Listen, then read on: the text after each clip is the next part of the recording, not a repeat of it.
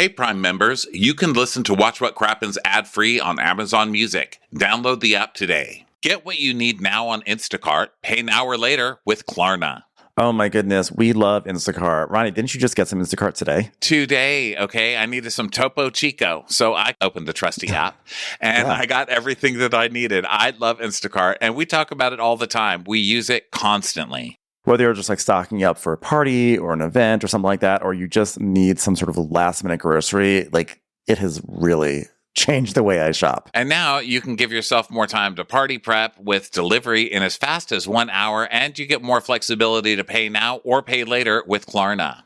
Get delivery in as fast as 1 hour, or you can select a delivery window that best fits your schedule. Shop and pay in a way that works for you. Start your cart on the Instacart app or instacart.com today. New customers get $20 off your first 2 orders of $80 or more per order when you pay with Klarna using code KLARNA20. Terms apply. See instacart.com or download the app for more details and to start shopping. Check out with Klarna to pay now or later. California resident loans made or arranged pursuant to a California financing law license.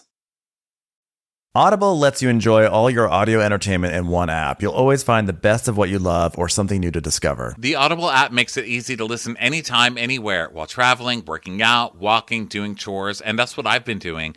I have been listening to the book 12 Rules for Life because, listen, I am a huge self-help person, and this one has been great, and I could just listen to it on my morning walk every morning. And so now I'm walking and I'm learning. That's a great use of it. So try Audible free for 30 days. Visit audible.com/crappens or text crappens to 500-500. That's audible.com/crappens or text crappens to 500-500. Watch what crappens. Watch what crappens. Who cares what happens when there's so much that crappens? Crappens. Crappens. Crappens. Watch what crappens. Watch what crappens. Who cares what happens when there's so much that crappens? Watch what crappens.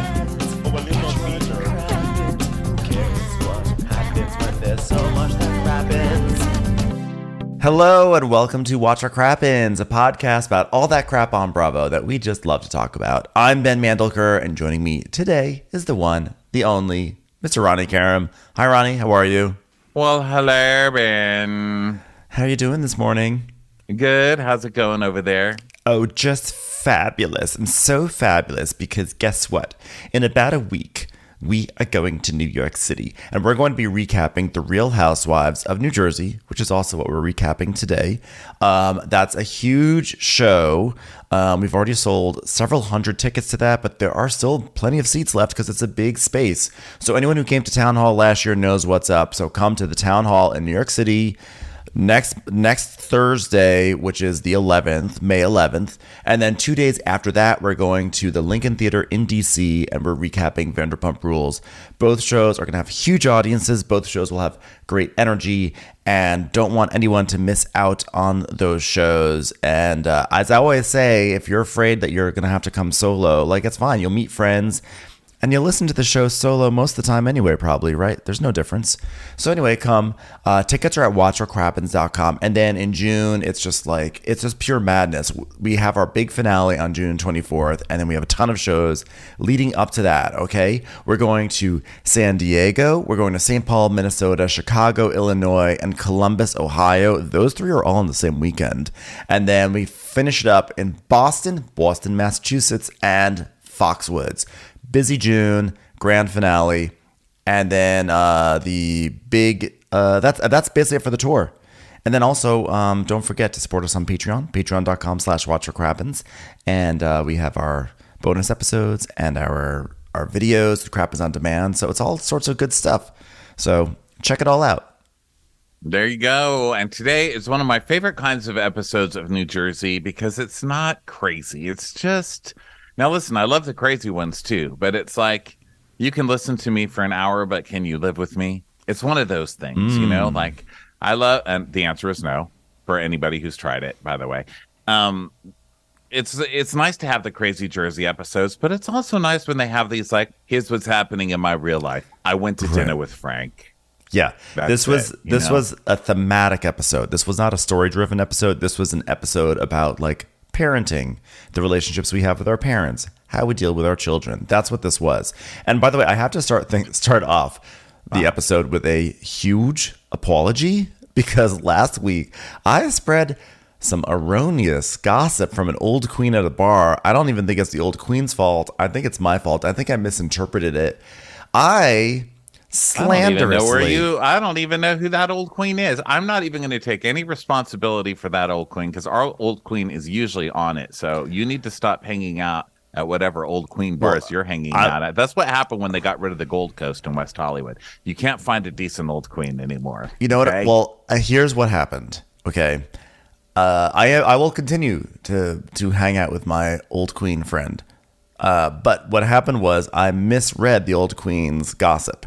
And so I came onto this podcast on this platform and I said that Lexi, sweet Lexi of New Jersey, was dating the Points guy. Well, guess what? The Points guy's gay. So, or at least that's what a lot of people have reported to me. Now watch me start a new set of gossip.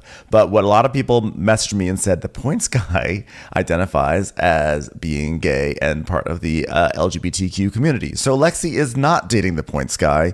I think I misread an item that said Lexi was with the Points guy, and I'm so used to hearing Jennifer Aydin's voice saying everything like it's in the 50s. That was like, oh yeah, she's going with the Points guy. Okay, Lexi and the Points guy, look at them, a hot new couple, the going steadies.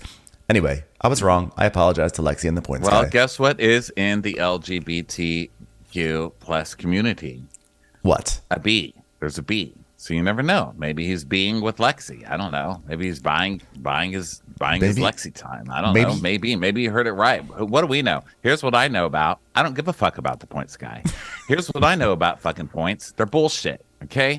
You've spent all this money, then they make it sound like you have hundreds of thousands of points, and then you find out what you can buy, and it's like 20% off at Amazon. So Points guy, make things better or shut the fuck up. And don't try and date anybody I know or anybody on my television, because as far as I can tell so far, you're a waste of my fucking time. Hey, okay? Points guy's trying to help. Points guy's just trying to help us make the most of those points, because those points are a racket.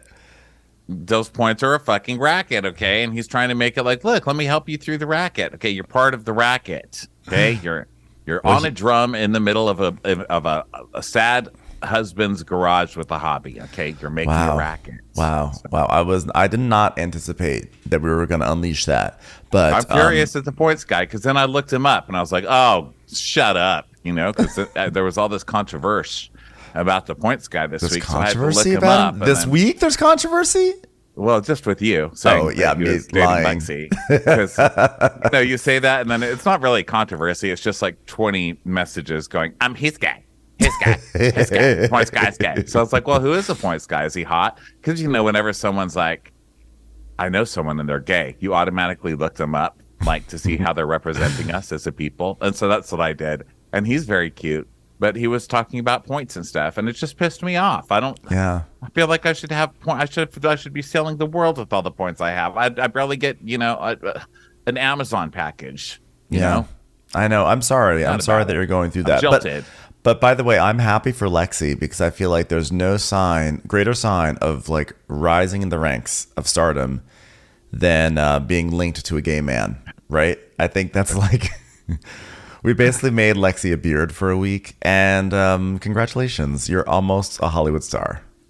Yeah, you basically made it. You've made it like all of the Jersey cast who tagged themselves as going to the Met Gala last night, who did not go to the Met Gala. Who did that? Who said they were going to the Met Gala? Who did that? They were technically they were hinting like, oh, here like Melissa had and of course I picked Melissa because I don't like Melissa, and I know a lot of you get very mad about that, but you're going to survive this. Okay? It's okay. Like people get mad at me for defending her, so we both get it from both ends. Yeah. So anyway, it was Melissa, and she was like, guys, I know you all have questions for me about the Met Gala. Well, I'm on my way. And so I'm going to be talking about it tonight. So thank you, E. And so she did say thank you, E, which I guess E Entertainment got a bunch of reality stars to just talk about the Met Gala. Right, like Paige and Craig. But if you didn't really listen to those Instagrams, which I really believe a lot of people don't listen to those Instagrams, they just see hashtag Met Gala and then Melissa standing in front of a large window in New York City. And like, oh my God, Melissa is in the Met Gala in a puffy cocktail dress. No, Melissa went to a branch of MetLife Bank or something like that. Like, she did not go to the Met Gala. She went to a Mets game. She met Mr. Met. She did anything but be at the Met Gala. She was at a pop-up for Caragala. Okay. Yeah, I think that's what it was. Well, I hope Melissa had a wonderful time with her tribute to Karl Lagerfeld, which she probably thought what the fuck was that anyway? We're giving tributes to fucking Karl Lagerfeld. Isn't he like a famous anti-Semite and racist? Yeah. How about somebody fucking Google over there at the Met Gala, you fucking douchebags? And you're the same crowd who comes out at every second and tries to guilt the rest of us into what we're supposed to be feeling and offended by that day, and then you dedicate this shit to Karl fucking Lagerfeld. Go fuck yourself, Met Gala. Are you fucking kidding me with that? Yeah, I was shocked, and I was just more like, I was just so puzzled. I was like, really, Karl Lagerfeld, this guy, this is the guy, this one. I mean, I understand he's like influential in fashion, yada yada yada, but also a horrible human being. Horrible. Like, just fucking horrible. Okay. And you know what, Karl Lagerfeld? You deserve having Melissa represent you. There. Take that. You know, I actually would have. It actually would. No, it's more like not. It's more like the Met. Purse. The Met deserves Melissa Gorga pulling off the cat hat, the cat face that Jared Leto had. Imagine if they pulled that off as Melissa Gorga instead of Jared Leto, and then Anna Wintour would have been shocked that a Real House of New Jersey infiltrated her carpet, and then we would say, that's what you get because you're honoring a racist and an anti-Semite. Yeah, and we all know that the real place for those people are on Bravo, not at the Met Gala.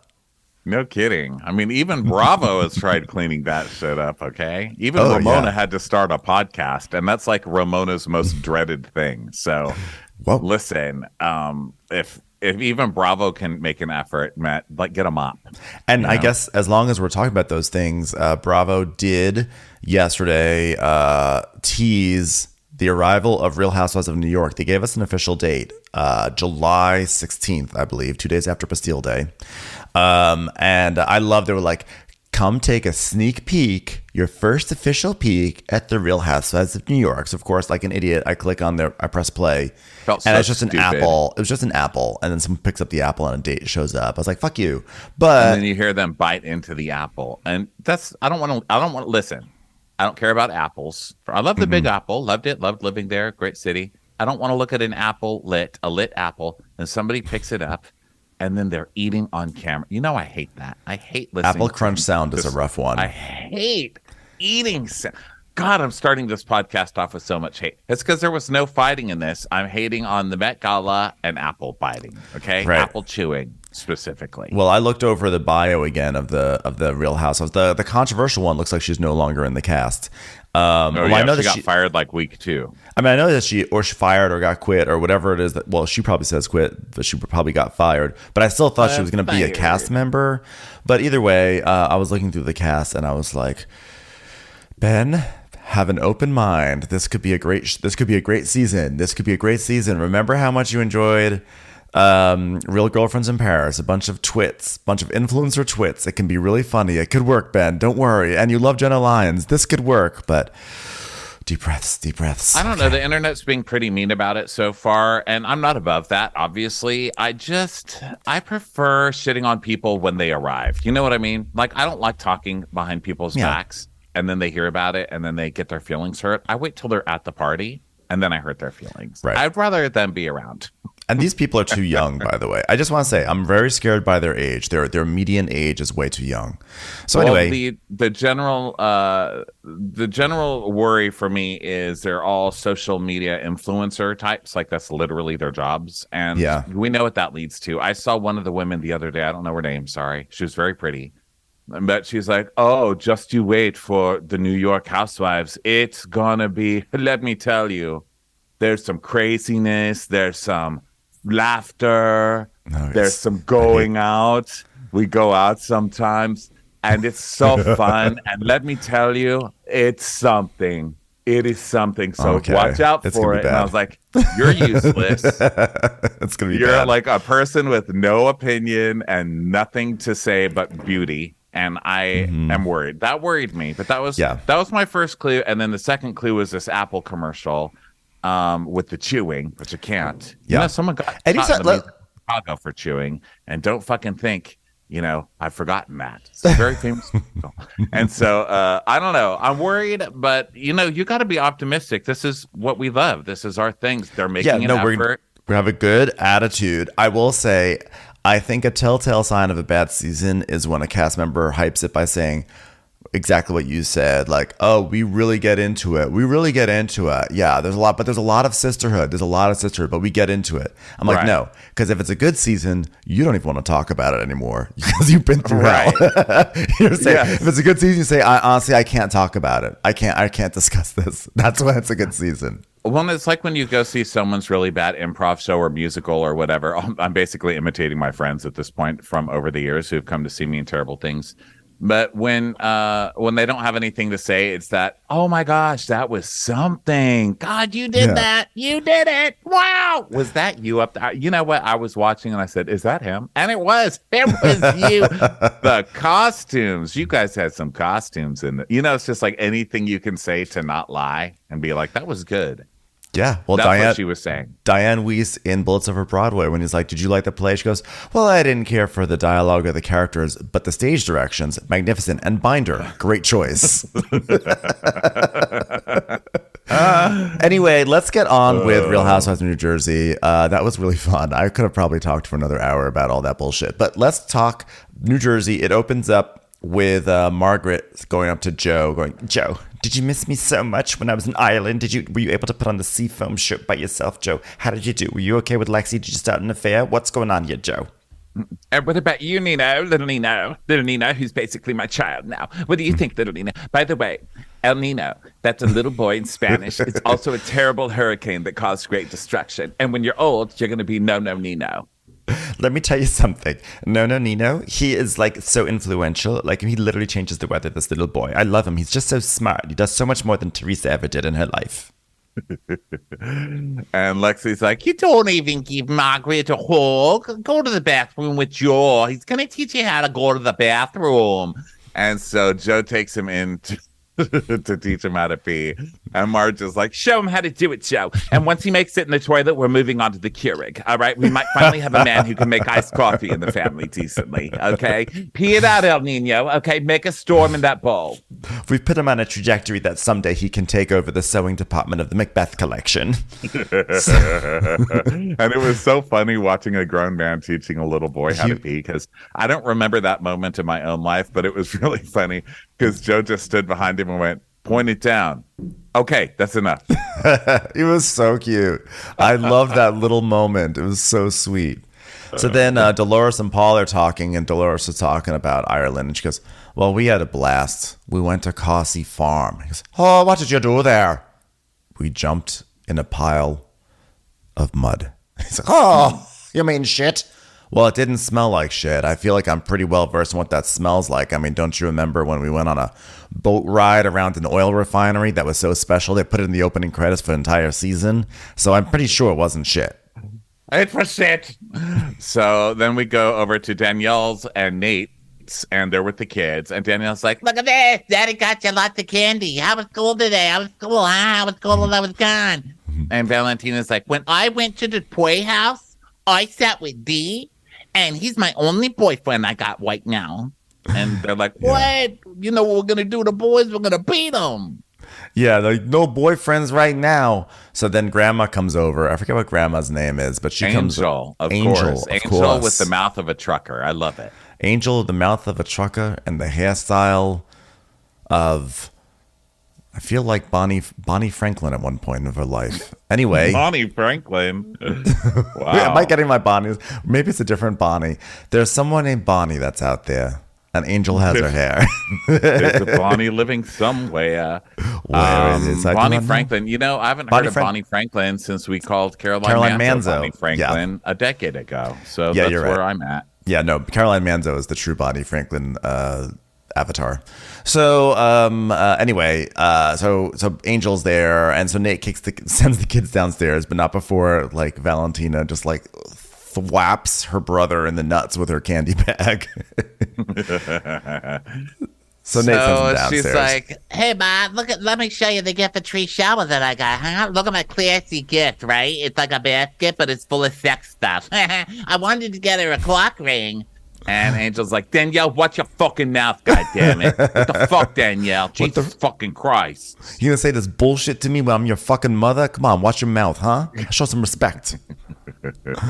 So she's like, Oh, yeah, I tell my mom everything, you know. It's like, you know, we're like best friends. But in high school, you know, like we would argue all the time and fight because, you know, every teenage girl has problems with her mom. But now she's like my best friend. She's my fucking best friend. Yeah, Ma, I never had a cock ring, huh? And she's like, it's fucking disgusting. Watch your fucking mouth, Danielle. And she's like, Yeah, what I love about my Ma is she don't beat around the bush. She says what she means and she does not give a fuck.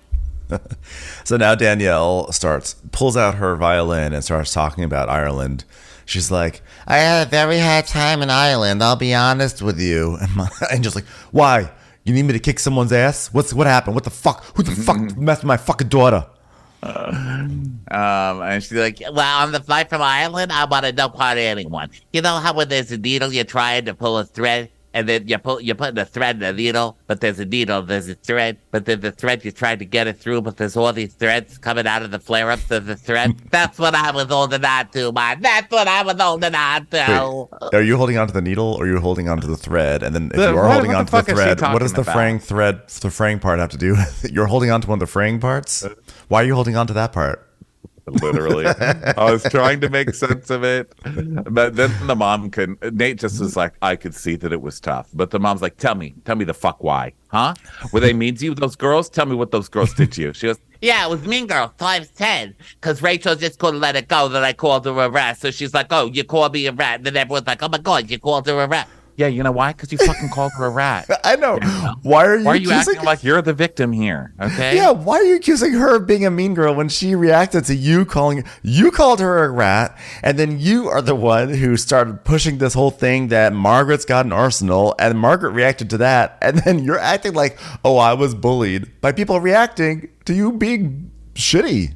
Now, just to go back to my true opinion, Rachel Fuda is a fucking rat. Okay, there, I said it. She is a fucking rat. She deserves to be called one. Okay. Wow, I can't believe you'd say that about Rachel Fuda. Wow. Rachel Fuda. How could you? How could that girl talk like that to other girls? Like, we're women trying to hang out with other women. That's what's going on with us. I'll just say what's on my mind. That's just what I'd say. It's called standing up for a friend. Wow, I can't believe you'd say that about me. Commercials. Here comes one right now. Give your whole day a boost with America's best multivitamins from GNC and save on your vitamins when you buy them in GNC VitaPack programs. VitaPack programs combine expert-picked vitamins and minerals in easy-to-use daily packs to support health and wellness, plus targeted nutrients for your unique goals and lifestyle.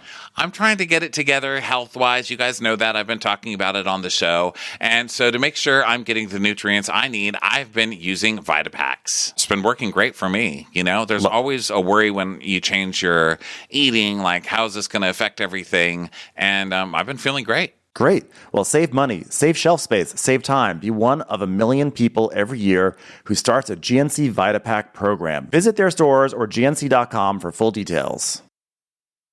We finally almost made it to summer, and for all those events, beach weekends, weddings, and everything in between, our go-to shopping destination is always therealreal.com. The Real Real is the largest and most trusted destination for authenticated luxury resale. You'll find everything from Gucci, Prada, and Hermes to Ganni, Staud, and so much more, all for up to 90% off of retail. Whether you're looking for an outfit for that upcoming wedding, a perfect summer sandal, or a vacay-ready beach tote, you're bound to find exactly what you're looking for on therealreal.com. With up to 10,000 plus new arrivals every single day and deals you won't find anywhere else, there's truly nothing like The Real Real. For easy shopping, download the app and use code CRAPPINS for 20% off your next order. That's therealreal.com and code CRAPPINS for 20% off at checkout. Terms apply. So she's making herself the victim in this big thing, and the mom goes, This girl, that girl's not fucking ride or die. I'll tell you. You know what? That girl probably drives to a party with you and then leaves you at the party. She's not going to go with. She's not going to go home with who she drove there with. I'll tell you that about that girl. Yeah. Ride or die. I will ride with you or I will die with you. Is that what that means? Really? If you really think about it, is that what ride or die really means? Like, I'm going to ride on a motorcycle with you or I'm going to die with you. Is that what that means? Is that what that literally means?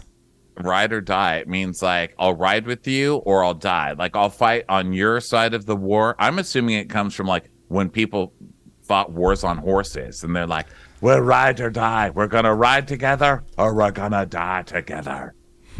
It's inspired by Bonnie and Clyde mythology, and it was Bonnie popularized- Franklin. Bonnie Franklin. And Yeah, not the Bonnie and Clyde you all think of. It's Bonnie Franklin and her friend Clyde. They used to play chess on the weekends, and she would be like, do you want to go play chess? We got to get there. You want to ride with me? Because if you don't ride with me, you might die. You might literally die out here. Come on, get in my car. Yeah, I don't know if that's the true meaning of ride or die, but I like it. So Yeah. then Danielle's like, And then at the last dinner, Margaret's attacking me left and right, and she kept going and going and going. no, she didn't. You started yelling at everybody and brought it up again. And you said you forgive, but you don't forget. And Marge says, if you don't forgive people, you're never going to get the fuck on with your life. And that's probably your problem with your family. And guess what? Probably is. Yeah. There's nothing wrong with saying that to some. Why is I can't believe everybody backed their chairs away from the table at that one. Like, I can't believe Marge just said that about somebody. Because they heard words. They heard words that they're so used to hearing. If they hear family in a way that's used during a confrontation, they automatically like, she said family. Children are off limits. Yeah, But the truth is that like Danielle has been the one who has been not digging up shit on Margaret. But, well, she's sort of been digging up shit, but she's been like going around talking about Margaret. I hear she's got an arsenal. I hear she's got an arsenal. I hear this. I hear that. Oh, did you hear this rumor? Because I just heard this rumor, and I think it's true because it supports the other rumor I heard. And so she's doing all this shit, and then Margaret finally finds out about it. It's shitty, and Margaret has generally been, I think, pretty nice to Danielle, and Margaret reacted, and Danielle's like, how could she react? How could she come at me left and right? She was defending herself. Yeah, and it's also she's fighting the wrong people, and they mentioned it last week on the show. Margaret should be mad at Jen and Teresa, right? Because they're the ones spreading this. They admitted to sitting down with Laura. They admitted to all of this shit, so it's obviously them doing it. But when Marge confronted them, they're just like, "Oh yeah, we did that. Who cares?" You know, and so it was done. But Rachel and Danielle keep bringing the stuff over and over again because they're newbies and this is their only fight. And so it just keeps going in circles and circles. And Marge just keeps being mad. I think Marge should just be like, I'm done with this. Like, can we stop? Enough with my Well, I think that Marge. Margaret did like I actually kind of feel like Margaret might be like that. I feel like she gave like a slap on the wrist in a certain sense. Like, oh, you know what? You don't know what you're talking about. You better shut the fuck up. Like she did one of those. And then I think she's like, okay, well now I know she's an idiot. I'll move on with my life. She's an idiot. That's fine. I can be nice to her. I think that's like her vibe. And I guess we'll see as with future episodes if it becomes a thing that she harps on over and over again. But it seemed like in this episode, she was like, whatever. I'll just say, I'll kiss and say hello to this idiot at Teresa's baby shower. Yeah. So then Danielle, who's not a rat at all, okay, and she hates rats. She hates them. Rats. She's like, And Laura told Teresa and Jen, and whether it's true, this is what Margaret told a friend. Margaret's the source. Margaret's the. I'm like, so now you're outing her. It's like this is like a mob movie. She's the source, I'm telling you. Like this trailer. Will you wear a wire, Danielle? Will you wear a wire? I know, and Danielle again she's so acting like this position that I'm in. I have this information. It's weighing down on me. It's like you begged for that information, and the moment you got it, you said, "Oh no, I wish I never had heard it." Right, because it gave her sympathy. housewives power, right? Yeah. So she's like, Yeah, Margaret and Rachel both are coming after me. I felt like I was Muhammad Ali out there. I was like trying to block shit left and right. I had no time to even sit and think about what I was told or what I'm going to do with it. And now I'm stuck in this impossible situation, huh? no, it's not impossible. Don't fucking say anything. Yeah. They're using you to say it, and you're falling right into their trap.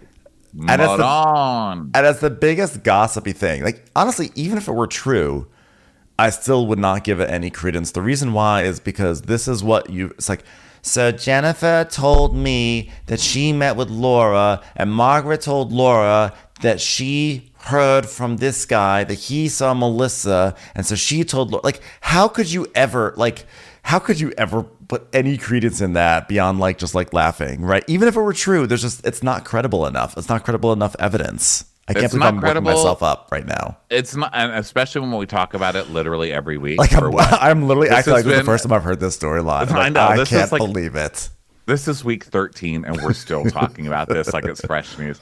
But what kills me still is that it all goes back to Margaret, but not beyond, because we still don't know that person that actually saw it. We just know that Marge knows somebody that saw it. So somebody that works for Marge saw it, then told Marge, then Marge told Laura, then Laura got mad at Marge, then Laura called Teresa and Jen for a meeting, then told Teresa and Jen, then they tried to spread it around through Danielle, who is finally doing it. We don't even know who the original source is. I know, and we also don't know the context with which Margaret told her at that time, like, best friend. Because remember, this is the best friend that also went and started saying, like, Margaret wanted Melissa to leave Joe for a ball player. Margaret was trying to set Melissa up with a baseball player when it was just her. When it was just Margaret saying, like, you know what, Joe's mad at you. Well, he should be so lucky he has you because you could have any ball player you ever wanted, which is a totally different context. So, like, the context of this could have been like, ugh, do you want to hear this crazy thing? So-and-so just said that he just saw Melissa in a car. Isn't that ridiculous or what? Like, we don't know if that was the context. Like, that could have been innocent.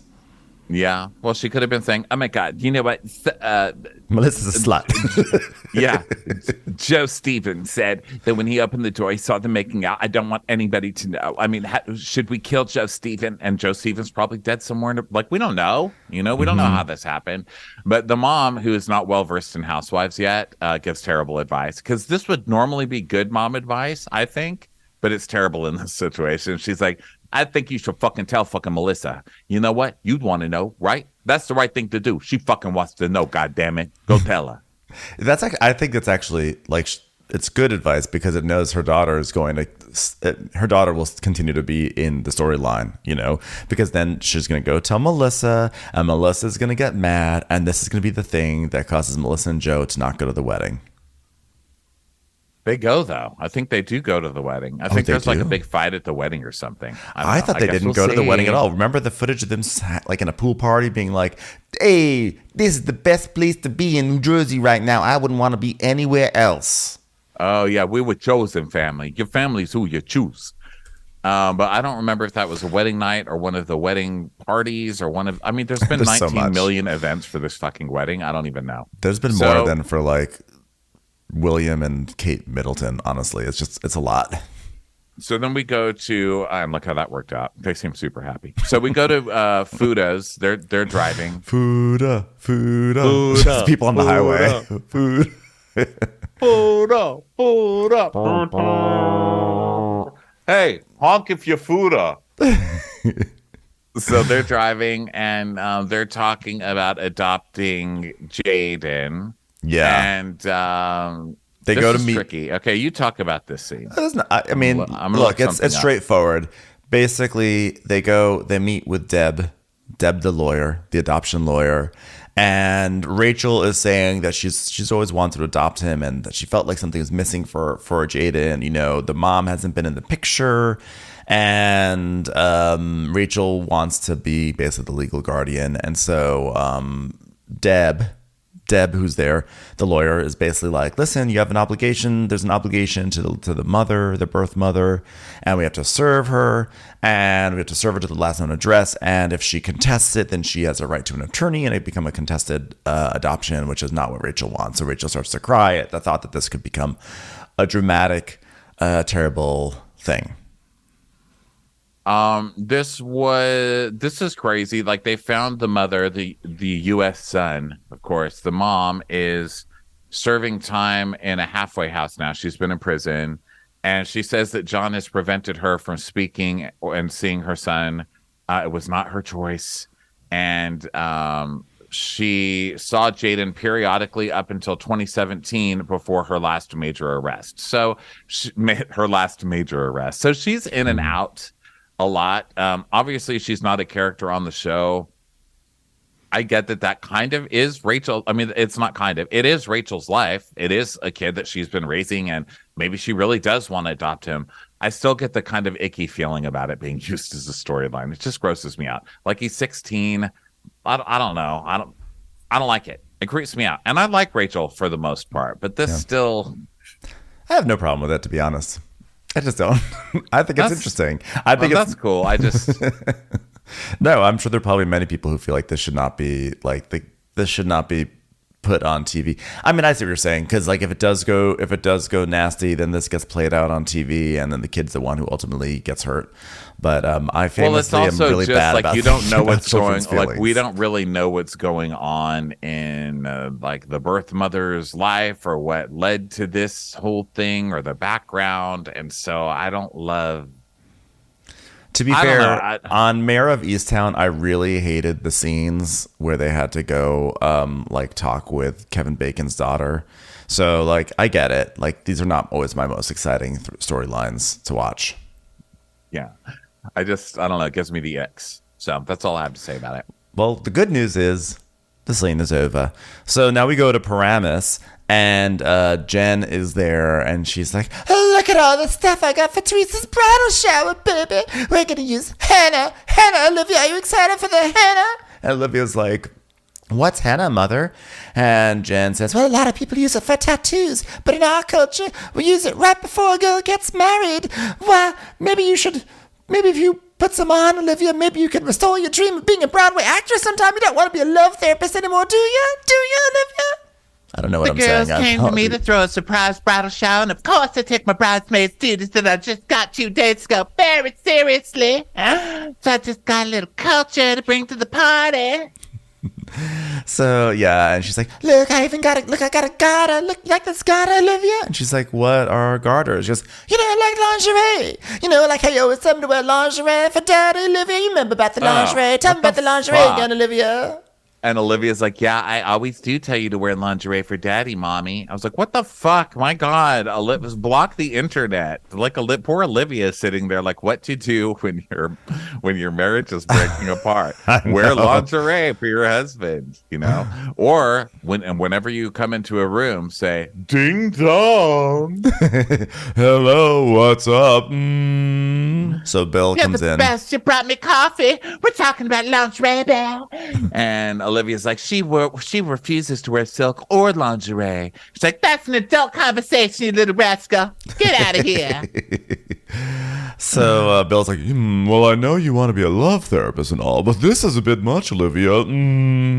Slow down, Dr. Ruthless. And Jen's like, "Well, thanks a lot, Margaret. Thanks a lot. Now my baby needs to feel I need to wear lingerie for me and my father's relationship to me and my husband's relationship to work." My father, I don't know. Her father's relationship to work. "My father, my husband, my father, my husband." I love that this is just going to continue. Everything that goes on in Olivia's life, Jen's going to be like, "Well, thanks a lot, Margaret. Olivia got her first speeding ticket because she was thinking about her dad cheating on me." "Oh, thanks a lot, Margaret. Olivia didn't get a part, and I remember Mama. That's because of you." She doesn't want to remember Mama. So they go outside, and Jen keeps talking about it. She's like, "We could be talking about arguing about the most trivial thing in the world, but to Olivia, it's the end of the world." And then she'll sit between us and say, "You see, I got you guys back making up."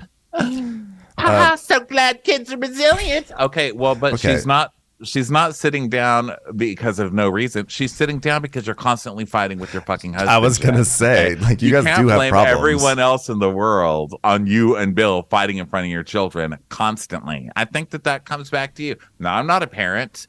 I can't say you shouldn't do that. I mean, what the fuck do I know? I'm just saying you can't blame all of your fights on one person that's not even in your house. I mean, Olivia's probably picking up on other things. Like, you clearly, you feel the need to have to go to couples therapy with Bill, which I fully support. So, obviously there's stuff that's going on that Olivia's picking up on. So it's not all on. It's just crazy. She is literally blaming everything. So Jen and Bill are now talking. And by the way, Olivia is behind them watering a plant or something. So Olivia can hear everything. She's filling up water balloons or something. She's going to throw them at them all. I know, So they're like, let's go have some privacy and let Olivia blow up water balloons in the middle of our conversation. I know. So Jen's like, did you miss me when I was in Ireland? And he's like, Obviously, well, I was at work, and then at nighttime, ... Well, the kids were calling me to get in touch about things that I couldn't answer about. And he's like, well, I think the kids need to be taught a certain level of independence. That's why I'm not helping Olivia with her water balloons. You can do it yourself, girl. Well, the therapist said the kids take authority more seriously when it's from a father figure. And then we see a clip of Dr. Judy like, well, if they ain't listening to you, maybe they'll listen to him, penis and all. Like, what do you want from me? So then Bill does the old classic thing of like, well, I'm at work in a situation where I care for others 24/7. And then when I come home, it's just a different story. I just work so hard. So she's like, Sure, I could be selfish and say, I don't want to be bombarded with the kids and the noise and the life of luxury. But no, there is no relaxing, no quiet time. I tough it out for my family. I'm like, wasn't your whole storyline last year that you were desperate to get a nanny? You're like, please, someone get me a nanny. I don't want to do this anymore. And now she's like, I tough it out. I'm strong. I tough it out. Do you know what it's like dealing with that many children and a nanny? It's a lie. It's a lie.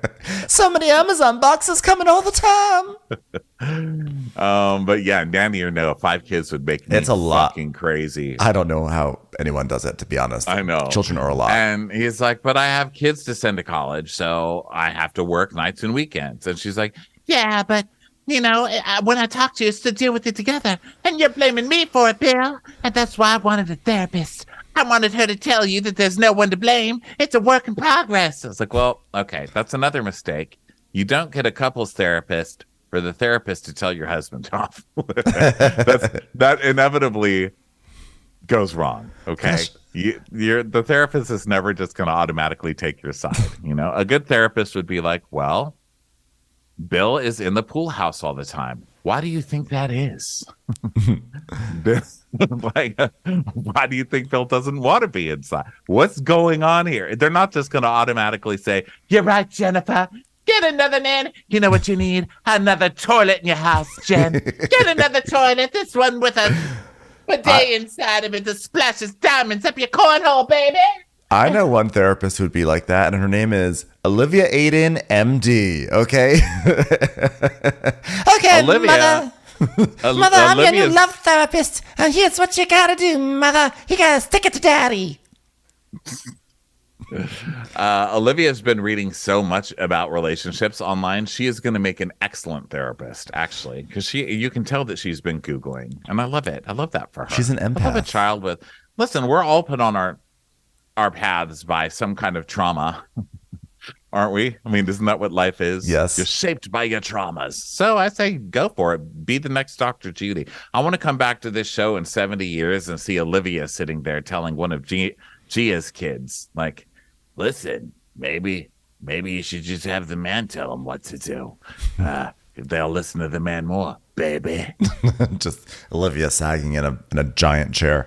So Bill is basically like, no, I don't want to go to therapy because you're the one who has the complaints. I'm fine. I've got nothing that I have to deal with. There's nothing on my mind. I have no repressed issues. Anyway, I'm going to go to the pool house for 5 hours. See you later. Pretty much. She's like, some people may need it lifelong, but it is what it is. And she's like, yeah, if both of us don't try and make it work, it's not going to work. And I agree.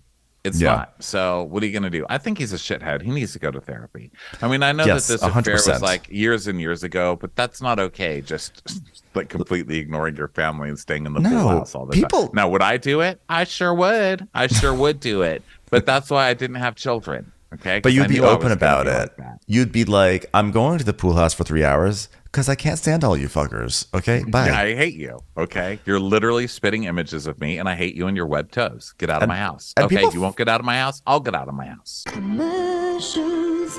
Here comes one right now. You know, Ronnie and I, we're always going on the road doing these shows and we're taking photos in all these cities of all these great times. And those photos just sit on our phones doing nothing. Not anymore, because now we're using Aura frames. One of the things I appreciate most about Aura frames is their commitment to premium quality. The Carver frame is a work of art in itself. It's got a sleek design. It's got elegant finish. And all I have to do is download the app and throw my pictures on there and they show up on the frame. It's beautiful. I mean, what if you could put all of your photos, the ones that your mom wants to see, I should say, not all the photos, onto one gorgeous frame? I mean, you can with a connected frame from Aura. Named the best digital picture frame by Wirecutter, The Strategist, and featured in hundreds of gift guides, Aura frames are guaranteed to make mom smile on Mother's Day this year. If you're not familiar with Aura frames, these are digital frames that allow you to display your favorite photos in your home or office without having to print them out. And the best part, you can upload unlimited photos and videos from anywhere in the world using the free Aura app and Wi-Fi with no fees ever. Right now, Aura has a great deal for Mother's Day. Listeners can visit auraframes.com/crappins to get up to $30 off of their best-selling frames. That's AURA frames.com/crappins. Plus, listeners can get free shipping with the code crappins at checkout. This deal ends on Mother's Day, May 14th, so don't wait. Terms and conditions apply. People, by the way, also forget Bill's first season. He was such a dick, and he's done a really good job of like turning his image around of like, hey, I'm just Bill Aiden, just your fun neighborhood plastic surgeon, huh? But like, he was like pretty controlling, and he was pretty like emotionally unavailable in that first season, and I don't think that can go away so easily. So he needs to go to therapy. So now we go to Teresa at Coco Chateau. Can I just say Teresa parks like she pees, or Teresa parks like Nino pees? I mean, she just like, someone needs to aim her. I've not seen Teresa ever park right. She triple parked in front of the store. She's a disaster. True disaster. She's not good with cars.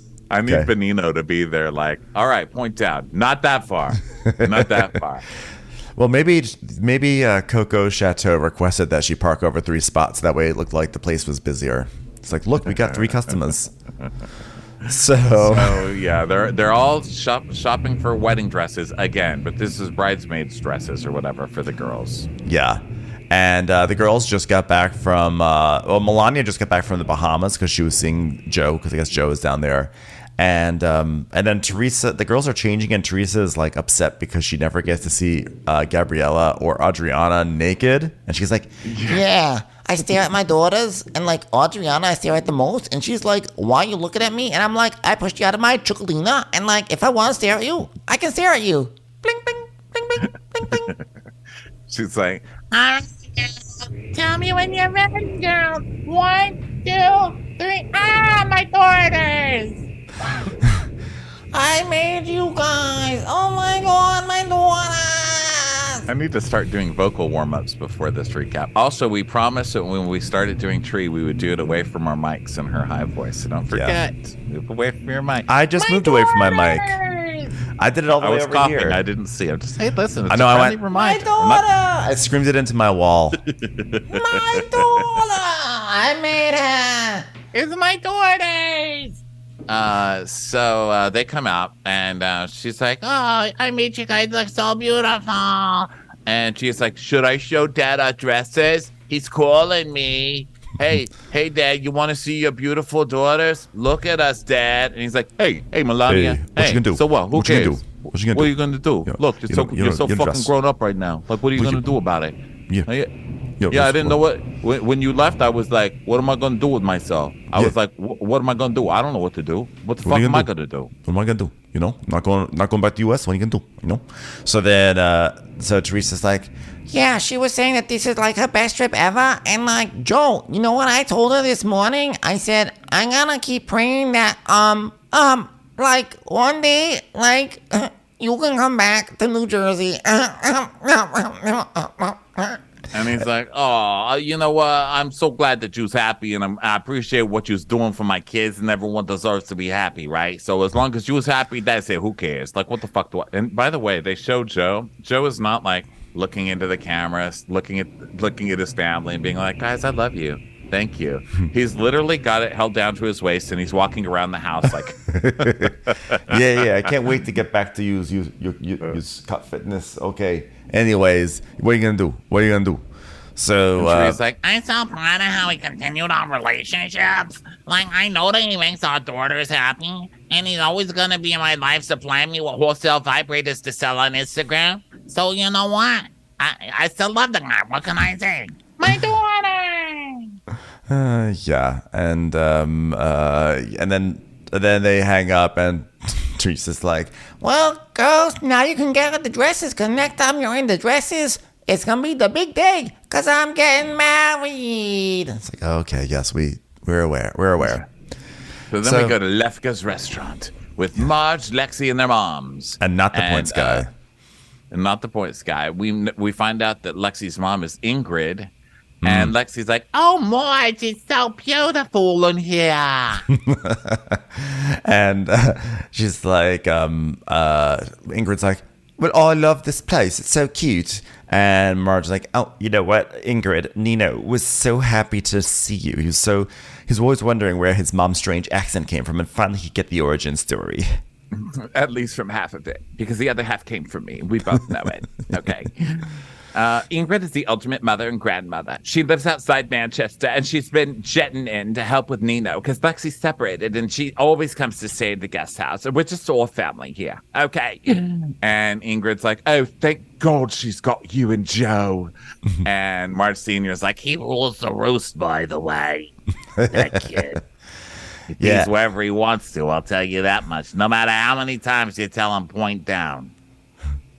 Oh, speaking of which, Lexi, the points guy did call for you. Hey, by the way, it's so chaotic. It's so chaotic, but I love it. It's just like Joe and I there, and then, you can save money, and then you can buy a new house someday, And Lexi goes, You know what? It's a shit situation, but to be done with your marriage. But, it wasn't something that came out of it so special. And the way Joe is with him, it's like really good for him, so I'm happy. oh, it's good for him too. It's good for him too. You know what? I tell Joe, I say, you know what? You need to look in the mirror once in a while because there's a child in this house dressed better than you. Okay? So hopefully Nino can start helping him pick out shirts too because I'm over it. I've had it. Okay. Margaret then orders an unsweetened iced tea, which is a little off her brand that she's been building for 2 seasons. I was a little upset. Like, where's the iced coffee? Where's the Snickers creamer? Okay. And Margaret's just talking about how she wanted Lexi to move in with her because she needs to be surrounded with people right now. And Lexi's like, Yeah, I was so grateful for you because when we were married for years, it was like we were separated for the whole of COVID. And, we thought we'd get back together a few times, but we couldn't. So, basically, they start talking about, like, how they're been in each other's lives. They start crying. Yeah, they start crying about how good of friends they are. They've been together forever, and Lexi's been there through Marge's divorce, and Lexi put together Marge's son's bar mitzvah. And she Marge put goes, together Honey, come on. She put together my son's bar mitzvah. She was there during my divorce. She even drove the car while I egged Siggy Flicker's house. I mean, she just does everything for me. You knew me 2 faces ago. That was for you, Joe. So Marge is like, we're soulmates. I mean, we don't fuck. But you know what? I love Big, and I adopt you, and I love you. And it's like raising my stepkids since I'm 24, like they're my children. No matter how many times I'm screwed over, I'm going to stay this way. I am going to stay this way. Okay, who wants to talk about the Gorgas? I'll start. Wow, we have such a good family dynamic. Too bad not everyone else has this. I love that she's like crying and having this. Like, look at me. I'm such a good person. I raised my stepchildren, even though they're not my own. All right, let's talk shit about other people who are terrible families, even though they're related. We're better families, and we barely know each other. Like, you're literally a paid sister, and we're better family than Melissa and Teresa. I mean, what pigs? Am I right? Oh, thank you. Do you have any Snickers creamer for this tea? Okay. I didn't want it sweetened with sugar. I didn't say I didn't want it sugared with Snickers. Get it over Snickers, here, all right? Snickers in the tea. It's my new thing, okay? So, Ma, Marge... pull out the Snickers from your purse, Ma. Do you have a lighter? I'm just going to melt it into the tea. Okay, Ma, because the waiter's not coming anytime soon. Did you make a Snickers bar salad, Ma? I told you not to do that. So, Marge Sr.'s like, I really can't understand why Teresa is so nasty to Melissa and Joe. I mean, they're family. It's unthinkable. And Margaret's like, well, yes, because she thinks that they mistreat her. It's ridiculous. They're both idiots. You know what I'm saying? And basically, Lexi makes some joke about how they should offer family coaching. I'm like, ha ha ha. Yeah. I don't think so. I don't think anyone on this show is qualified for that. I don't think. Yeah, nobody here needs to be coaching anybody. Okay. Yeah. So Melissa, we go to Melissa's house. Antonia, she's trying to do her Teresa thing. You know, when she tries to do her Teresa squeal, she's like, Antonia, come here. I just got a letter from the superintendent. I was like, oh my God, is she still? How can you say you hate somebody so much when doing an impersonation of them on TV for so many years? Yeah, so Antonia made the honor roll, which was great. And Melissa is just like blown away, specifically because the superintendent wrote Antonia. At what point, someone's going to have to tell Melissa about the ability to do form letters. Like, there is such a thing as a form letter, you know? She's like, oh my God, the superintendent wrote to Antonia and no one else. Look, there's his signature. There it is, in the same color as all the text. Look at it. And wow, I'm amazing how his signature is the same font as the rest of the texts. Wow, what an honor. My God, his cursive is so good. It's not cursive at all. It's written like it's typed. That's amazing. Amazing Such word. good handwriting. But it is great. It is great she got the honor roll. So Melissa's saying that, like, you know, she's a good kid. And I love when she gets in the honor roll, Joe Gorga goes, hey, takes after me, huh? It's like, that kid takes after neither one of you. Thank the Lord. Okay. Just because you once honored a dinner roll once by masturbating into it does not mean it's not the same as being on the honor roll.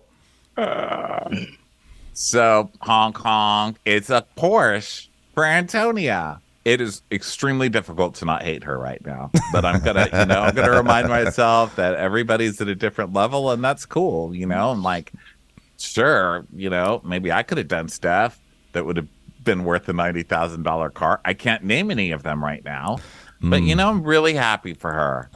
I'm happy for her. I'm happy for her to understand what it's like to lose $90,000 at a young age when she inevitably gets into a fender bender on the highway. I think she did. Or did she got already in trouble and her mom took her car away or something like that. But I actually do feel kind of bad for her because it's a Porsche, which is really cool. But you have to plan on Joe and Melissa paying those bills and not having it repossessed. Yeah. And if anybody follows blogs, I don't know. I'm scared for you, kid. Enjoy the ride. Yeah. Yeah. Enjoy the ride and then enjoy your next car, which will be a Toyota Corolla from 2016. That happened to me. I crashed my first car. My dad gave me his car and I crashed it. I was doing food delivery service. It was like the original DoorDash in like the 90s. Door crash. Okay. Yeah. Door crash. And it was like the first restaurant delivery service. They would call us and we'd go pick up what they wanted and bring it to them. And so I was outside Pelicans, this really classy seafood restaurant in El Paso. Wow. And I guess I left the car in neutral or something. I guess I didn't put it in park. I don't know what happened, but I'm going in and then I just hear crash. And I turn around and it had rolled into a very busy street and crashed. Oh, my God. Somebody told me that somebody ran out of my car because, you know, I did keep it going because I was just running in and getting food. But then everyone else was like, no, you're an idiot and you didn't put it in park. And I still don't know what happened, but I do know that after that, guess what I got? A Datsun. Pelican. Oh, from yeah. all I could get from the junkyard. With the money that I got from that car being totaled, I got $600 and I got a white Datsun that made jangling sounds as it drove down the street. And something dragged, and my mom wouldn't let me park in front of her house. I had to park down the street. With your shame Datsun. My shame Datsun. So, in other words, take care of that car. Don't live like a Ronnie. Take care of that Porsche, girl. I'm telling you, 11 years in and still pulling out the most amazing stories. It's like, it's just, there's always something else that just comes trickling out. It's amazing. The car that rolled away. I was just looking up Datsuns. I was just looking them up the other day. I was like, God, that would be fun to like have a Datsun, but like really appreciate what I had because that was a piece of junk from the junkyard, but they could look really cool. And then I was looking up refurbished Datsuns and they look so badass. I would do that now. I'd be like the old guy driving around town in a Datsun, like, fuck yeah, I'm in a Datsun. You heard that right, kids? You could pierce your ear, start a cover band. So getting close. I do know 5 chords on the piano. Watch out, bitch. I feel like you could actually have a very successful midlife crisis, right? I feel like midlife crises, like, no, because right, a midlife crisis mainly affects your, like, you know, it's like if you got like a wife and kids, I feel like, but you know, you're single, so you can do what you want, you know, like, yeah, I just call them regular crises. I have them every 5 years. Your crisis is just like, you know, it's your vibe for today, you know. I say crisis it up, you know. Thank you. I'm do going it. to. Meanwhile, there's like lots of people whose lives have been totally impacted by midlife crises who are like, "Fuck you, Ben." No, fuck that, and fuck you if you look at midlife crises like that too. And I mean that as a gentle fuck you, but you know, it's a crisis. Midlife isn't the worst crises we can suffer. Okay, we're lucky to be alive still, so go party it up. Okay, stop bitching about it. You're never gonna be younger than you are right now. When I said that, I was younger than I am right now. I'm an old fuck compared to the person I was who said that 10 seconds ago. So stop your bitching and get outside or your knees are going to go bad. Okay? I like it. There's your advice. I feel like you're almost doing the lyrics of a Pink song. So get your knees on up and go outside, because let's party, because this isn't a crisis. This is do it now, because your knees go bad. This just in, Ronnie is taking aerialist courses. So next week at town hall, you'll just be spinning from the roof. You're like, I'm pink now. Okay, so she got a car. We're all super excited for her. And Melissa is, so then they go inside to talk shit about Teresa, right? Yeah. So Melissa's like, well, we went to this farm in Ireland. It was so authentic, Joe. I mean, it was weird. It was just like emotional, you know, and I told you what happened with Antonia. That was one of Teresa's lowest blows.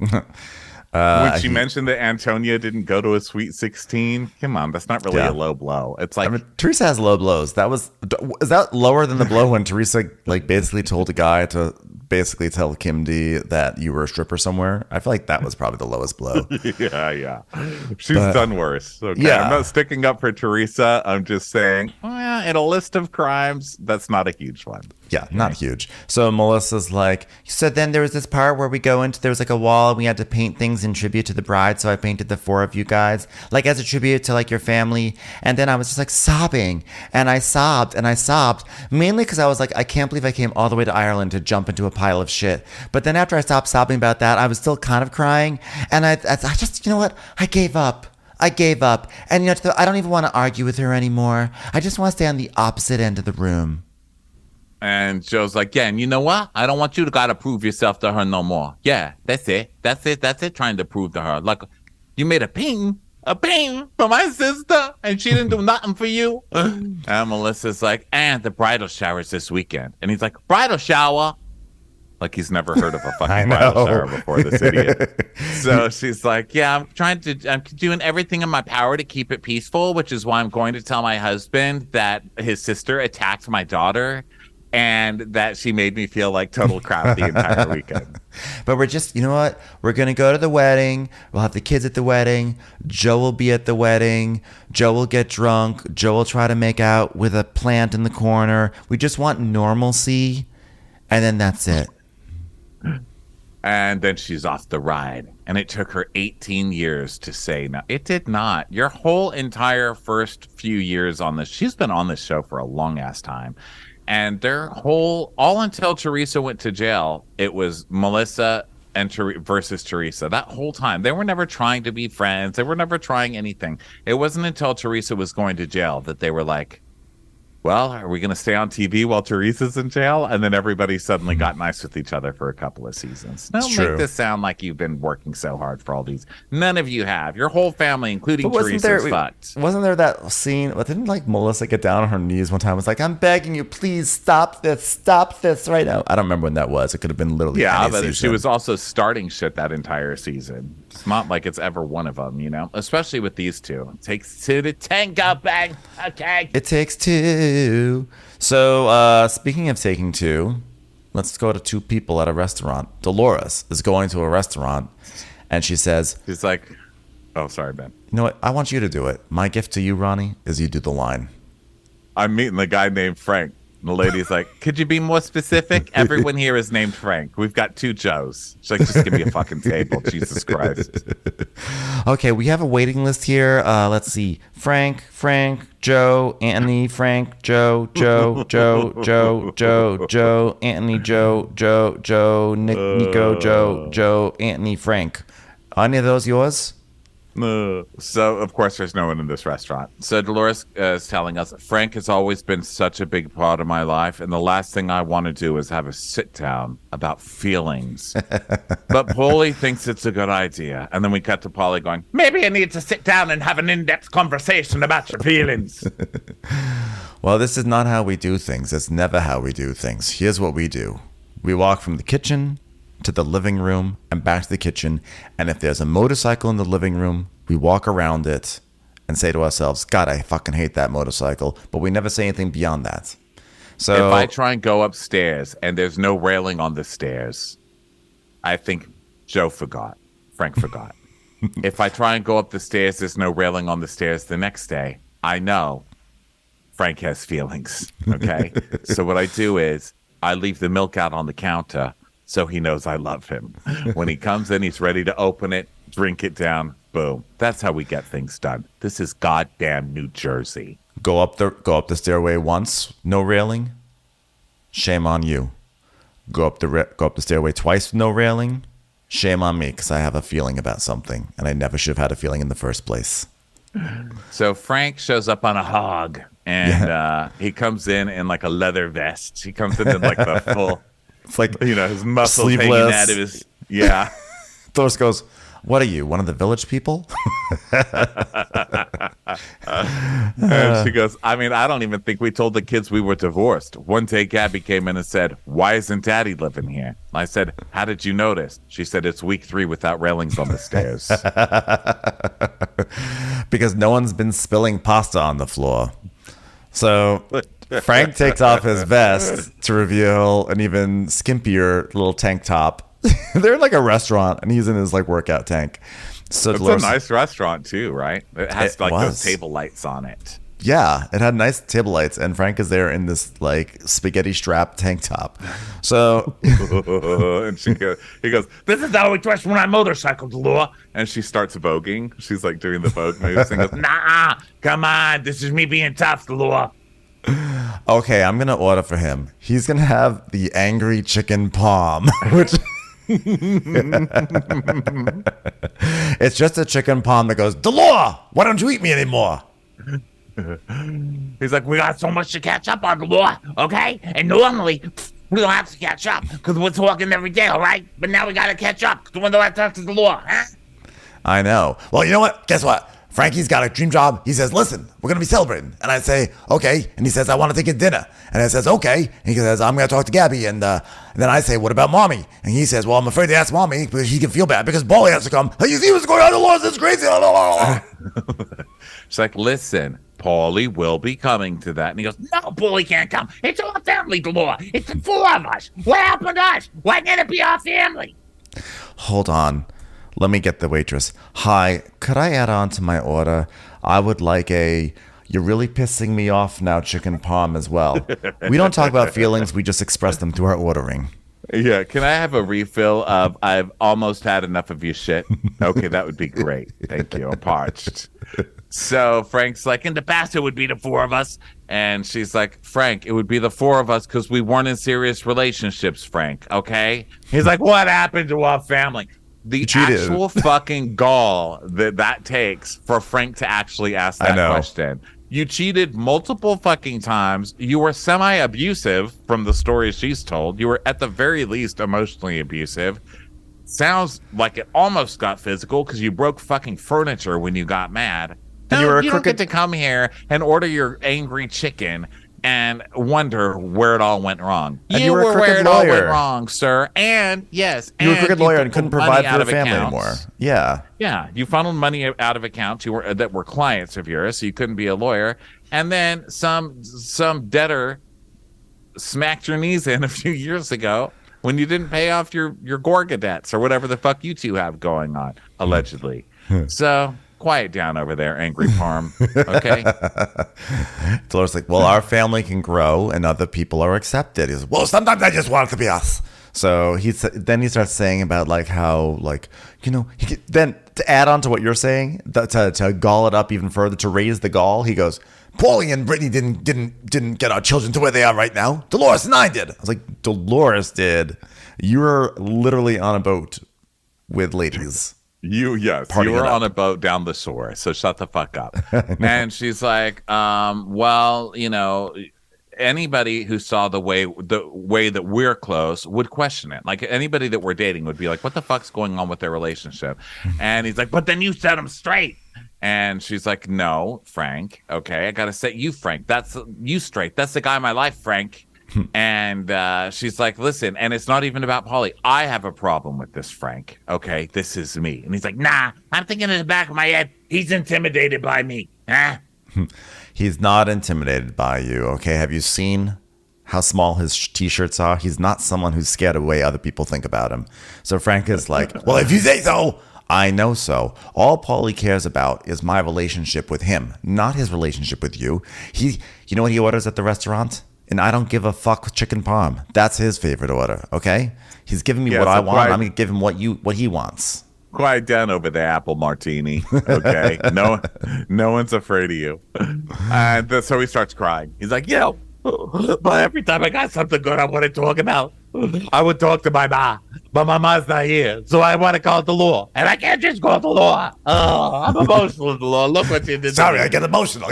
She goes, okay, go to the bathroom. Okay, this is. I don't want to see this. This is ridiculous. Why don't you order some pussy fries on the way there? Okay. Oh, excuse me, waiter. Can I get some?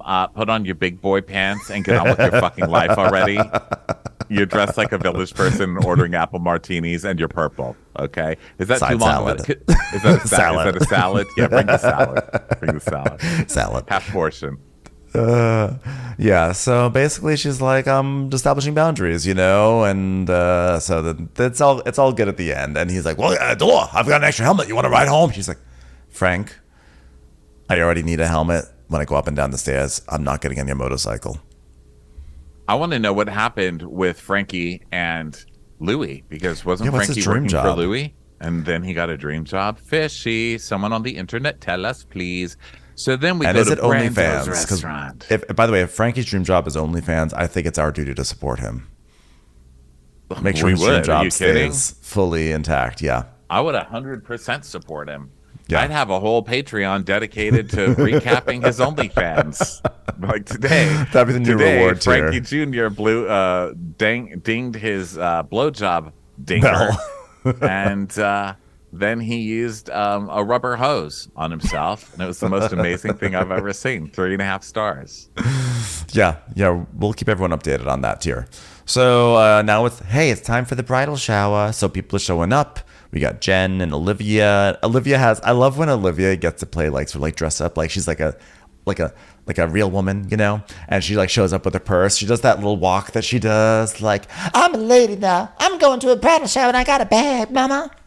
Oh yeah, she goes into the full character mode, and everyone she talks to, she's like, hello, please see you.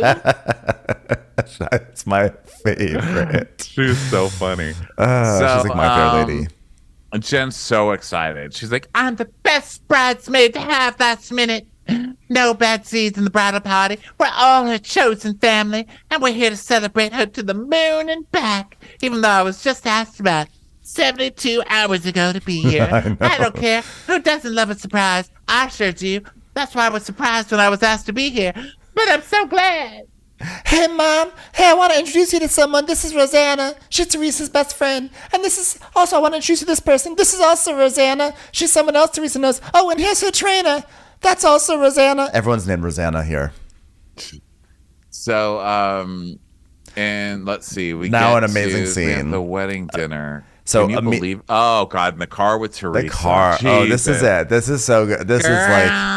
Hey, girls. Can you believe it's next Saturday? Oh my God, can you believe it's next Saturday? It's like, yes, we can, because that's every day she changes her phone ringer. I'm getting married married next Saturday. Tomorrow, I'm getting married next Saturday. 5 days left. Tomorrow, 4 days left. So And guess what her plans are for the week? To buy them more clothes because they have a wedding dinner. I was like, Yes. my God, what is this lady going to do when there's not a wedding to fill the days anymore? Literally every day she's had to go buy something for this wedding. Yep. And it's always clothes. Yep. So they're going to go to Avra in New York City as like a pre-wedding dinner on Thursday. And Melania wants to bring a date, but Teresa's like, no. So Louis calls like, hey, babe. Hey, how you doing? Everything okay? Okay. She's like, Yeah, I'm driving. okay, cool. Listen. So I'm going to send out a text for next Thursday night. So who am I going to send it to? Dolores +1, Margaret +1, Jackie +1, Rosanna +1, Rosanna +1, Rosanna +1, etc. for about 15 more names. Everyone except for Melissa and Joe, right? And she goes, you know the camera's on we're filming, right? Oh shit. Okay. Oh. So she's like, All right, so anyway, it's really awkward and quiet because they've totally just been caught. And she is smiling like, these people. Like, this woman still does. Like, what season is this, you know? And Tree's like, all right, so anyway, no, they're invited. and Melania goes, why? And she goes, because, you know what, when you're upset, you can't just invite some people and not the others, right? Because, like, when you're upset, that takes more energy than when you're not upset, right? Teresa, her face at the beginning of the scene was just like full of smiles. She was so excited. And now she's just looking so bummed. She's like, I got to invite my fucking brother and that skank to my dinner. The one event I was going to have without them. I wasn't going to tell them anything. She's so mad. She's so mad. She just totally got caught on camera. So funny. And she goes, All right, girl, don't worry, because there's always a light at the end of the rainbow. and they're like, a what? And Adriana's in the back. She's like, It's a light at the end of the tunnel, Ma. Like, Oh, now I gotta stop looking for pots of gold outside of the Holland Tunnel. Thanks. so it's the shower. Back to the shower. Melissa arrives and she's talking to a sister-in-law, I guess. Oh, the Yeah. sister-in-law, Jen. Yeah, And Louis' Jen's sister. like, we're really doing good here, guys. She just thinks she's having brunch with the girls. Yeah, they really could have given her any excuse, and Teresa is too like dumb to pick up on anything. It's like, Teresa, we want to send you to this banquet facility because you've been selected for NASA training, and that's where they're doing it. Okay. So, so Melissa's like, wow, I mean, her new sister-in-law seems like lovely and everything, and I'm really happy for her, and I want that for her too, but I just don't understand why Teresa feels like it's got to be them or me. Like, to me, it's just like, ha, I replaced you guys, and I have some more family, so bye. You hate each other. Shut up and stop trying to pretend you're a victim and everything. You hate her. Yeah, I think that, like, yeah, Melissa is conflicted. Like, I remain on Melissa's side, but she does have to ultimately choose a lane of, like, you're upset because you're not being treated properly, or you're upset that you're trying to make all these efforts when Teresa's being an asshole. And I think that's her stronger case, the latter one, that Teresa's being an asshole and that, like, she's somehow getting away with it. But, like, you can't say that you're so over Teresa and then complain when Teresa seems to like someone else more than you. I just can't. Just shut up. Not you. Just No, I all know. of you. Just shut up. This fight's so old. I'm exhausted. I would rather hear about Fessler getting fucking slammed by Tony Soprano for Well, another it's funny 20 you should hours say than that this. because I got slammed by Tony Soprano and I have a 20-hour story about it. So then we see Rachel and whatever. People are coming and Gia goes, I gotta go say hi to my aunt. So she does. She's like, Did you notice "Ah, da, da, Ashley da." Darby? Did you notice? Yes, Ashley Darby's in the house. That's it.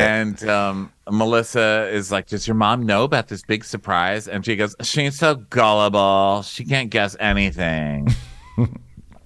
True. So yeah, so people show up. More people are showing up and everything, and then Rachel, I guess Danielle and Rachel, all the cast sort of like gather in the center to have like their scene and everything. And so someone's like, "Hi, how's everyone doing?" And like it's like silent and awkward. So then Rachel's like, so is everyone jet lagged? Is everyone jet lagged? Danielle's like, yeah, I'm over it. I'm doing okay right now. But it was a good time in Ireland. It was a good time, even though I hated it and I was traumatized and I was the person who was beat up on the most. And Melissa goes, but something, it's just that something seemed off with you. Really, Melissa? Did something seem off with her? You were revving her up the whole fucking trip. She's like, oh, so wasn't she the one who told, like, I'm about to go into, my brain's about to get scrambled. It's like, isn't Melissa the one who told Danielle that Jen said that Danielle heard that, oh my God, I can't. I'm gonna have an aneurysm by the end of the season, okay? But I know you started something, Melissa, so don't sit there being like, oh my God, it just seemed like something was off with you. I can't get what it is. So either way, Danielle's like, Yeah, I was off there. There were a few things, but while I was in it, but I was like, ugh. so Dolores like, well, you know what? She wears her heart on her sleeve, her very tacky sleeve. And if she's not in a good mood, she'll let you know. You'll see it. And Melissa's like, that's just like Joe. If he's in a bad mood, God, he ejaculates everywhere. So Marge comes in and she's like, hello, everybody. Hello, even you, Danielle. And she's like, are we recovered? Look at me. I'm in nude. I look so good in the nude. And then goes to Danielle in the diary room going, She was like mad that Marge is being polite to her. Danielle's the sort of person that if Marge like ignores her, she'll be like, oh, okay, you can't even say hi to me. But then if Margaret does say hi to her, she's like, oh, okay, so you're gonna be fake. Yeah, there's no winning with that one. So Melissa's saying how it's like sad because she hates having to be on eggshells for this event. So then Danielle tells us that like basically since they're on Teresa's turf with Teresa's family and friends, and Melissa's already kind of feeling vulnerable in some sort of way, that she doesn't want to use this as an opportunity to tell Melissa about everything with like Laura and the rumors. To which I say, Danielle, you are failing at your job. This is exactly when you do it. Clock in. We're not here to eat fucking cake and get henna tattoos, lady. So then back in Teresa's car, Teresa, who's just going to a normal average lunch with her children and doesn't know anything is going on at all, goes, Oh my God, there's only one more exit. Yeah. We got off the exit! Yay! Unless this is just how she drives on highways, in which case, God, I feel bad for those kids. So Teresa, they all gather and Teresa walks in. It's like, surprise! And everyone cheers, but Melissa's sad. Melissa's giving pitiful looks like, God, I just wish when everybody cheered for Teresa, they realized that they're not cheering for me and Joe. I think that's pretty accurate. So Teresa's like, Wow, it's so special to have this room full of women celebrating me, and like I had no idea. Like they didn't even have to do this. They definitely did not have to do this, even though I did maybe text Jennifer like 10 times being like, are you doing a bridal shower? Because I'd like to do it on Thursday, please. Thank you very much. So they all sit down, and Dolores, Jen, and Danielle are talking. Dolores is like, so how are you since Ireland? She's like, Fine. I went to Ireland as a one person, and I came back a different person. Oh, Let's just put it Jesus. like that. All right? I was one person, then I was a different person. So, and Dolores goes, good. She's like, yeah, well, it's like my eyes are wide open now. Okay, I'm going to pick and choose my battles. I know what they stand for, and I'm good. I'm good. Well, that's what comes with age and experience, okay? Unless you're Frank and you get a sleeveless motorcycle jacket. A motorcycle bigger than a boat. That's something that comes with being older and wiser. Because when you're young, you go up to a fox in the block and you try to pet and you get bit and you get rabies. But when you're older and you're wiser, you stay away from it. Then you tell all your friends, guess what? There was a fox in the block, baby.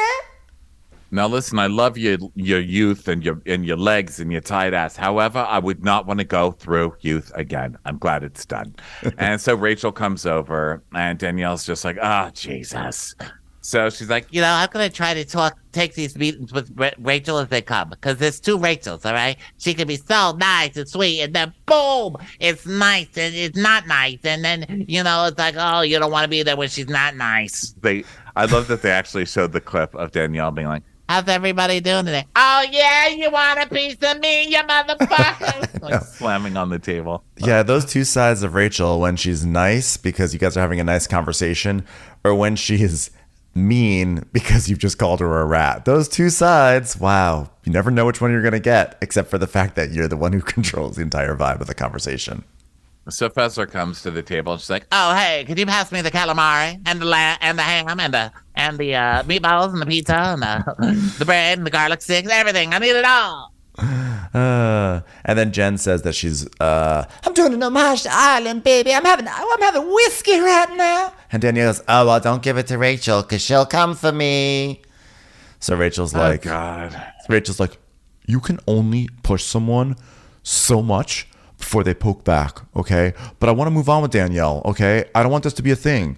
Let's put on our big girl panties. Let's eat the big girl panties parmesan, okay? And let's carry on from here. So Teresa's speech. Hi, guys. So surprised that my girls planned this. Oh my God, thank you, girl. All right, thank you. My sister-in-laws over there, not Melissa, but the other ones. And Rosanna, because my best friend Rosanna, she's always there for me. All right, because like when Joe left and I could never smile again, Rosanna made me laugh so hard. So Lisa, Nicole. Oh my God! If it wasn't for Danny, I never would have met Louis. And she's like, Oh, that busboy over there. Earlier, I was like, oh my God, I'm so thirsty, and he gave me some water. Thank you, busboy over there. To Dina and Akaludi, we never actually met, but she sent me a letter the other day. Well, actually, it's more like her mail came to my place by accident, and like if that hadn't happened, then Louis and I would not have been like, look at this mail, and then we kissed. So like to Dina and Yakaludi, wherever you are, thank you so much. and she just goes on and on, thanking literally everybody. It's like reading the credits at the end of the movie. It's literally everybody. It was like The Hilary grip, Swank getting an Oscar. I want to thank the grip. Yeah, totally. And she skips Melissa, of course. And Marge is like, Can she not say, I'm glad my sister-in-law is here and we're moving on? I mean, it feels very intentional. And if I was Melissa, I'd feel not very wanted. well, guess what? She's not very wanted. And frankly, neither are you. Teresa doesn't want either of you assholes here, okay? She's inviting you because you're on TV. But then again, Teresa's Achilles heel is that she always talks about family and loyalty, and then she's so not about that. So Well, I watch all of these movies where those are my favorite kinds of movies. Like, I love some mob movies and stuff. I'm not saying they're the mob, okay? Don't everybody get mad at me. But that is where you hear that type of rhetoric, right? Where they're like, it's all about family here, loyalty. Spoiler alert, they're all dead at the end. yeah, Okay? Every one of them. exactly. Betrays each other. So then Teresa's trainer, Nicole Greco-Pipas, she goes up to Melissa and goes, Melissa, I feel so bad for you. I really fucking do. I mean, you gotta mention your sister-in-law. I don't know. And Jackie's like, yeah, I thought that was, I thought about that too, but I don't think it was intentional. I mean, look, it's terrible what you had to go through, Melissa. She's like, it's okay. I don't even look for it and I don't deserve it. It's fine. It's fine, but thank you for the Yeah, but kind you know words. what? I say to her, I say, this has got to stop because y'all only got one brother. She's like, well, I say that too all the time. And I'm not, look, I'm not like that. You know why? Because I'm a fucking Satch. I'm a Satch. Like Satch? What does Satch mean? Sagittarius! Sagittarius, right? Everyone knows Sagittarius. I'm a Sagittarius. I can't. So then Jen turns on the Turkish part of the bridal sour, which doesn't really make a lot of sense. But she brings out like a big pillow with candles and all this stuff on it, like henna, and then starts doing like Turkish yells and stuff. Oh, and the classic traditional Turkish refrain of Get jiggy with it, baby. yeah. And Danielle's like, Oh my God, I love all this. The la la la la la. Oh my God, it's so over the top and big. It's my sort of thing. and Teresa's like, Yeah, that's why I love Jen's, cause she's here to celebrate with me and have fun, and that's what bridesmaids should do. They should be happy and not be complaining. and No then it just cuts negative to Melissa energies. Cuts to Melissa going, yeah. So That next brings us week, to the end. yeah, next week, more drama on this front. Thanks everyone for listening. We appreciate you all so much, and we will catch you on the next episode, which will be Vanderpump Rules. Also, we'll have a new Dwell Hello this week, so keep your eye out on the feed, and we'll catch you on the next episode. Bye. Bye. Watch What Crappens would like to thank its premium sponsors. Ain't no thing like Allison King. Ashley Savoni, she don't take no baloney. She's not just a Sheila, she's a Daniela. Itchels. Dana C. Dana Do. Aaron McNicholas, she don't miss no trickolas. Hava Nagila Weber. Jamie, she has no last namey. Sipped some scotch with Jessica Trotch. Kristen the Piston Anderson. She's always supplying, it's Kelly Ryan. Megan Berg, you can't have a burger without the Berg. You're never alone with Lacey Monteleone. Let's give a kisserino to Lisa Lino. There ain't no problem that Sarah Salvia can't solve ya. The Bay Area Betches. And our super premium sponsors, the incredible edible Matthews sisters. Somebody get us 10 cc's of Betsy MD. She's not harsh. She's Jill Hirsch. We're taking the gold with Brenda Silva. Erica, 500 Days of Summers. She's the queen bee. It's Sarah Lemke. We love him madly. It's Kyle Pod Shadley. Don't get salty with Christine Pepper. Let's go on a bender with Lauren Fender. My favorite Murdo, Karen McMurdo. Nobody holds a candle to Jamie Kendall. Give him hell, Miss Noel. Can't have a meal without the Emily Sides. Let's get real with Caitlin O'Neill. We want to hang with Liz Lang. Can't have a meal without the Emily Sides. Shannon, out of a cannon, Anthony. Let's take off with Tamla Plain. She ain't no shrinking Violet Kuchar. We love you guys.